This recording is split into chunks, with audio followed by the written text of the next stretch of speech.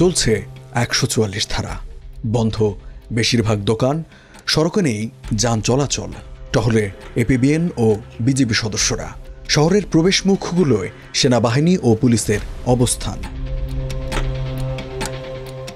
বিভিন্ন মোড়ে তল্লাশি চৌকি, খুব প্রয়োজন না হলে বাইরে বের হচ্ছে না কেউ। এসবের মধ্যেই যুগ্ম ছাত্র জনতার ব্যানারে অবরোধ। ২৮ সেপ্টেম্বর দুপুরের দিকে গুইমারা উপজেলায় একটি বাজারে দেওয়া হয় আগুন। এতে পুড়ে যায় কয়েকটি দোকান, ক্ষতিগ্রস্ত হয় বাজারের পাশের বসতঘরও।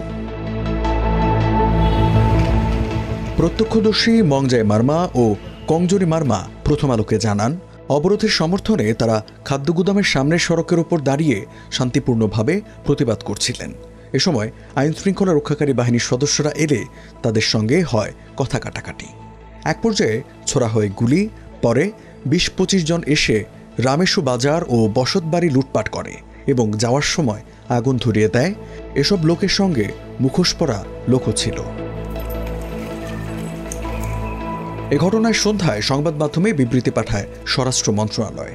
এতে বলা হয়, গুইমারা উপজেলায় দুষ্কৃতিকারীদের হামলায় ৩ পাহাড়ি নিহত হয়েছেন। হামলায় ১৩ জন সেনা ও পুলিশের ৩ সদস্য সহ আহত হয়েছেন আরও অনেকে।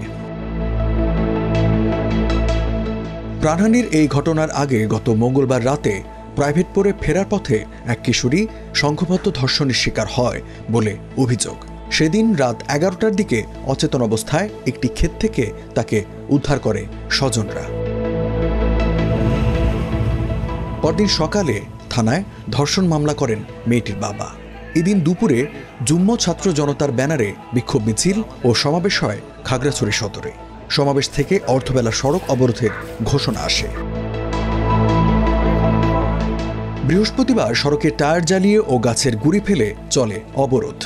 পরদিন শুক্রবার ঘোষণা আসে অবরোধ চলবে রবিবার পর্যন্ত। শনিবার অবরোধের মধ্যে উপজেলা পরিষদ এলাকায় বাঙালি পাহাড়িদের মধ্যে ধাওয়া পাল্টা ধাওয়া চলে। এক পর্যায়ে পুরো শহরে ছড়িয়ে পড়ে সংঘাত, বিভিন্ন দোকানে চলে লুটপাট। যুগ্ম ছাত্র জনতার মুখপাত্র উকেন মার্মা বলেন, শুরু থেকে আমরা শান্তিপূর্ণভাবে অবরোধ পালন করছি। সবাইকে শান্তিপূর্ণভাবে অবরোধ শেষ করার আহ্বান জানাচ্ছি। কিছু দুষ্কৃতিকারী আমাদের ছাত্র জনতার অবরোধকে প্রশ্নবিদ্ধ করতে বিচ্ছিন্নভাবে চেষ্টা করেছেন। ধর্ষণের ঘটনায় জড়িত থাকার অভিযোগে শয়নশীল নামের একজনকে আটক করেছে পুলিশ। তাকে ৬ দিনের রিমান্ডে নেওয়ার আদেশ দিয়েছেন আদালত। বাকি অভিযুক্তদের ধরতে চলছে অভিযান।